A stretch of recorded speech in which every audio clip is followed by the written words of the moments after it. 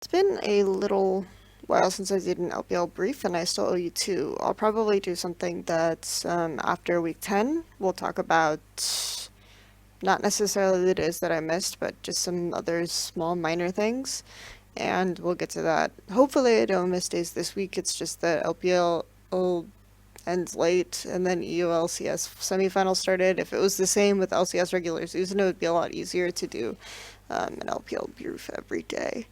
But enough of my terrible excuses, right? We're here to talk about jungling. Jungling is something that's really interesting to talk about in the LPL right now because the region's meta is so very different.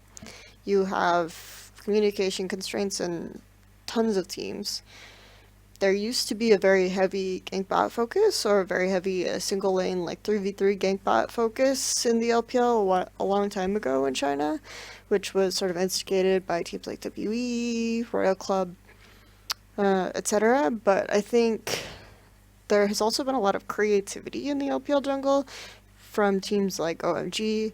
This was actually something that first drew me to the LPL, was watching teams like OMG play around the jungle, teams like PE, and the way that they played the jungle differently. There were some things that these teams did that I think teams really haven't done since or copied from them, since no one really liked to study the LPL back then. Try to talk a little bit about the way it is now and some of the decisions and some of the movements that players or teams make and how the different jungling styles are in the current LPL meta and why.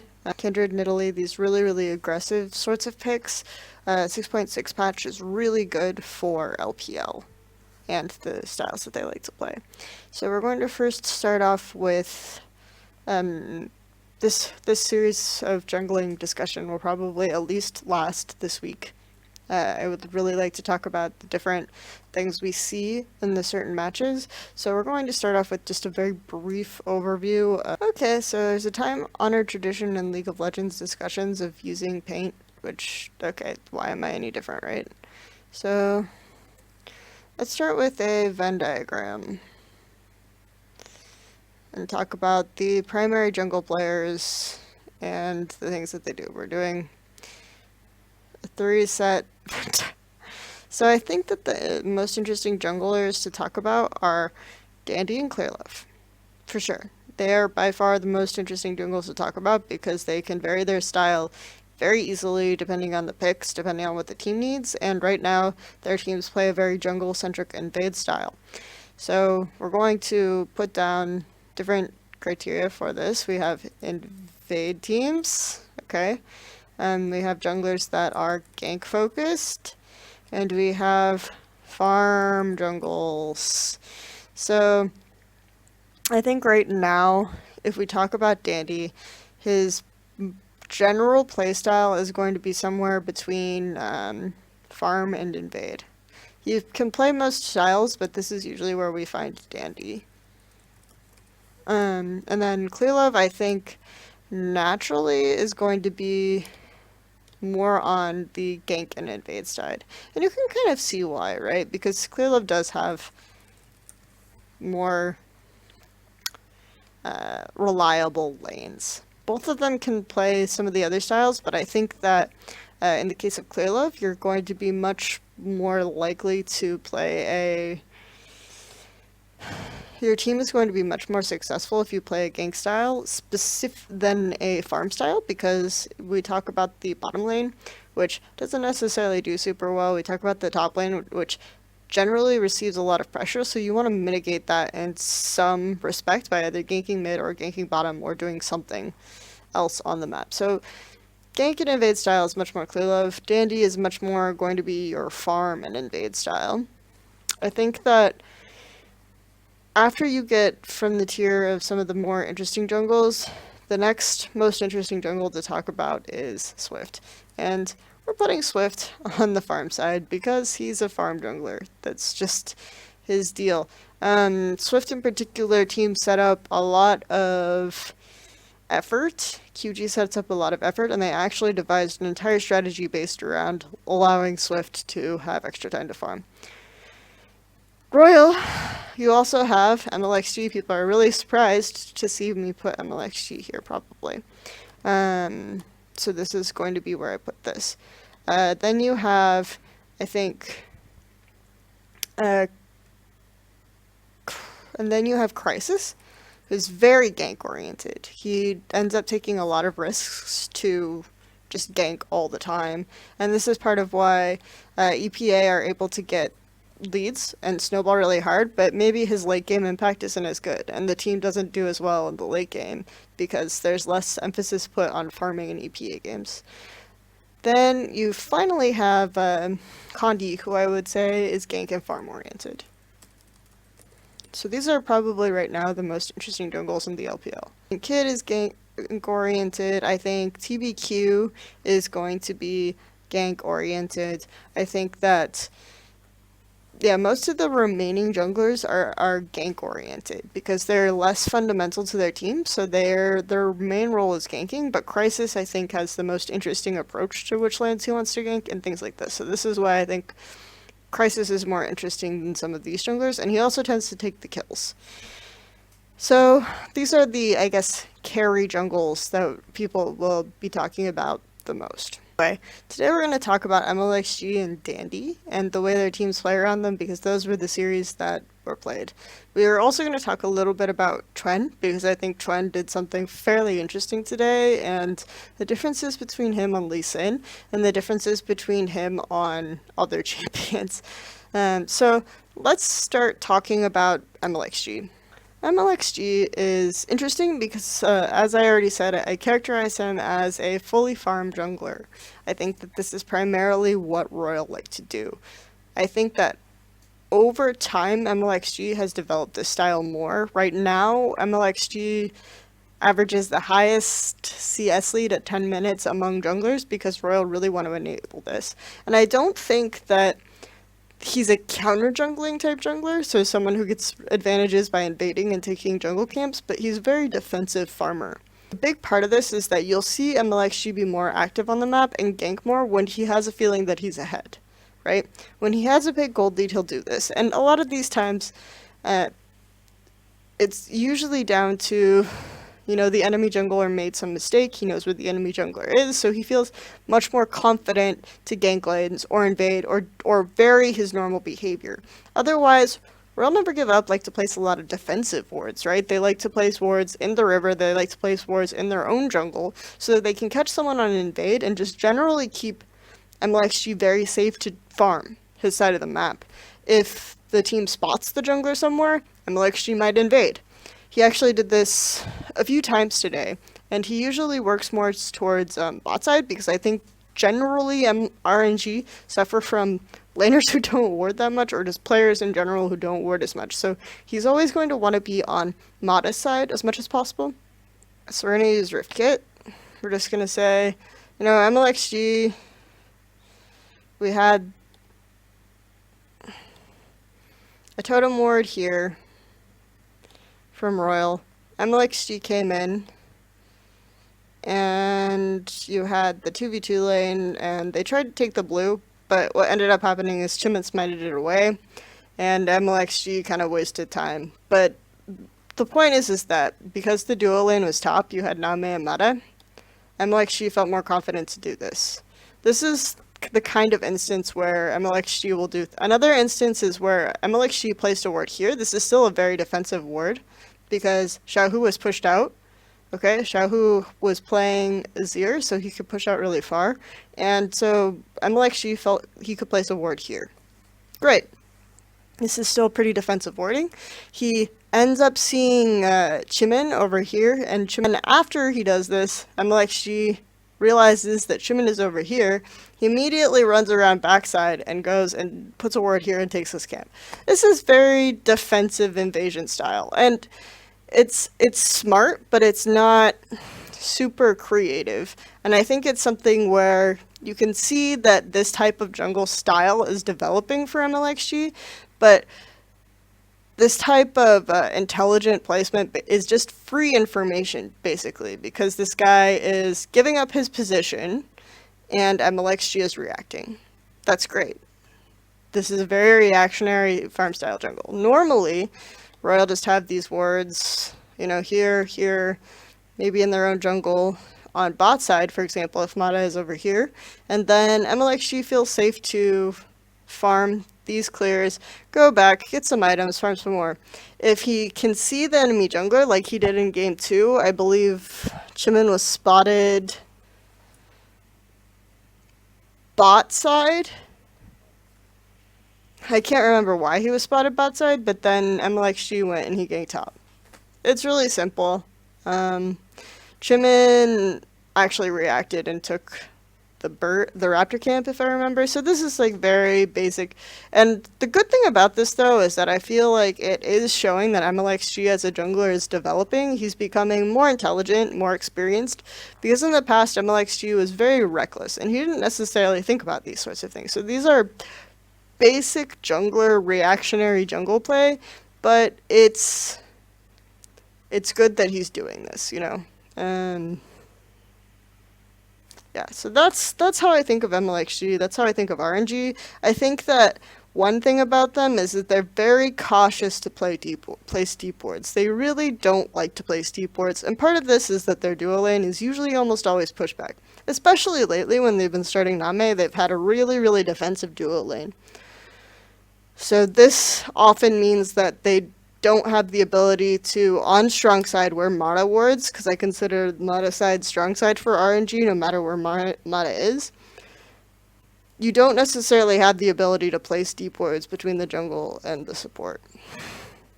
So this is a flaw in Royal's playstyle, and this is something where they're always going to be reactionary. So if the enemy team is really aggressive and knows how to bypass some of this defensive warding and be able to react to Mlxg or know where he is on the map, then I think that this is like a big problem for Royal because they aren't taking the initiative enough. In any case, I talked a lot about Mlxg and what he did today, besides getting robbed of his pentakill. That was pretty funny. He was here. The last kill was here. Surrendered. Okay, I talked about Mlxg. It was a fun time. Everyone loves Mlxg. Let's talk about the OMG and Vici series, because overall I think this is much more interesting. Obviously, they're not playing as HYG, so it's more interesting. DanDy, I already mentioned, is a jungler who I think is invasion-based and farm-based. The reason why I think this is because overall DanDy really prioritizes vision, and Vici really prioritizes vision. Often they'll draft solo laners with good wave clear so that DanDy can go in and invade. And then he'll react to placement. And this is a much more aggressive style than Royal because of where they place their vision. And he can get more information and react better, make more intelligent plays like this. So he places the vision and he farms a lot. He almost always completes one full clear of camps and then invades. When he does invasion-based play, he usually takes his bot lane with him, and this is something that is new and developing. He'll take his bot lane with him.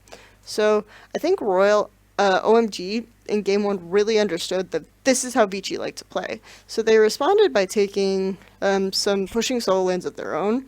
I think the caster said, oh, they're playing Vici style. It's because they're trying to counter the way Vici likes to play. They're taking champions that you normally see Vici play that push out a lot. And as a result, OMG ended up getting wards pretty much everywhere on the map. But OMG had wards here, you know, they had wards over deep here. OMG had wards in their own jungle in blue, but OMG had a gap in vision here. And so TBQ was coming to place some wards here. Andy and the support were roaming together, and they went in, and they spotted TBQ placing a ward and kind of walking around in here, so they knew that there was kind of vision here, but maybe not here or here. This is where Cool comes into play. And Cool, if you know anything about Cool, you know that he's used to playing on an OMG with Loveling and with really aggressive vision. So because there is this aggressive vision placement, Cool feels really safe to push out. And Cool is very far overextended. The problem is the gap in vision here, where DanDy and the support leave because they were spotted by TBQ, and they come and they get the AD carry, who has pushed out the wave, and they come back and they sit here and they wait and they flank cool and get it. The really cool thing about this part of the play in this game is how much control Vici get off of it, because when they take out cool, they don't really seem to get a lot of objectives, but suddenly the way that the vision is starting to change rapidly. OMG end up taking, Vici end up putting a lot more wards all over the place, and this allows them to play much more aggressively and get the kind of resources and the kind of catches that they like to get. So, I think that this was the big play, this was the big cool thing that DanDy did in the first game, or that Vici did in the first game, that was really fun to watch. So, second game is really interesting, in a game where TBQ kills DanDy, and if I remember correctly, like, there might be an error in what I remember, and it's really hard to load VODs and check them because I'm lazy. No. And even if this is wrong, this is a good topic to discuss because it's really interesting. So, this is fun. Xiang was super ahead. Xiang overextends really hard and is able to kill Long. I think at this point, DanDy assumes that TBQ is top. Because why would TBQ be bottom when Xiang is playing this aggressively? Like, why would Xiang play so aggressively if his jungler isn't around? This is good logic, right? This isn't flawed logic. This makes perfect sense, right? So DanDy is hanging out here, and he's, like, getting his stuff, right? TBQ, his red side, TBQ comes and invades and kills DanDy. Some of the slight discrepancy and some of the things that you expect to see in a lot of jungling, because if you're playing this aggressively on top and your jungler isn't around, it can be really risky. But because there are players doing this, if you're able to do this, right, and play this aggressively, you can actually make a lot of surprises. So I will have to go back and see the vision in this game, because if they had some good vision coverage here or something, then it's totally acceptable for him to be playing top. DanDy would just then miscalculate because he wouldn't know that there's vision here. And he's farming his own jungle. He assumes that TBQ would be on strong side anyway, and strong side is top because this is Xiang, or he didn't predict what start TBQ had correctly. And TBQ came in, baited, and killed DanDy. This is fine. But this is really, yeah, it's just interesting to me that this happened. Game 3 is super fun, because when you talk about the versatility of junglers and why I really like Clearlove and DanDy is because they can do very unexpected things depending on matchups. DanDy almost always goes Tracker's Knife on Graves. He almost always prioritizes the vision that you can get. He almost always does a full clear. I don't think I've seen a game where he hasn't done a full clear in weeks. But this game, Cool was playing Ahri, okay? EasyHoon was playing Ryze. Ryze just needs to scale. DanDy clears one side of the jungle. He comes in, he does a level 2 gank. When DanDy almost never does a level 2 gank, they kill Cool, because again, Cool's used to playing very far forward, even though they don't have vision yet. They don't have a lot of vision yet. DanDy gets first blood, he goes back and he buys a skirmisher saber.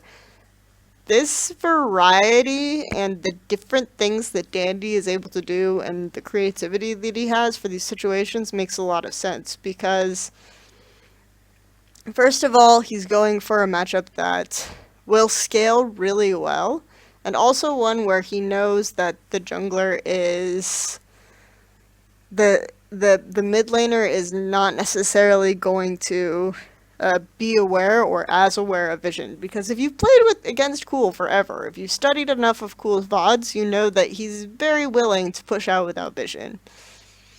He's actually commented on stuff like this about being headstrong and all this other stuff, but this kind of pressure he pulls is based on some assumptions that Loveling used to do early in vids, things like this. But I think this isn't even the most interesting thing that happens in this game. The most interesting thing is actually after Cool has died once, right? Cool actually plays it really smart. He comes, he gets a ward, he's playing to the side of the lane that's warded, he's harassing Easyhoon. The really cool thing is that if you know TBQ, okay?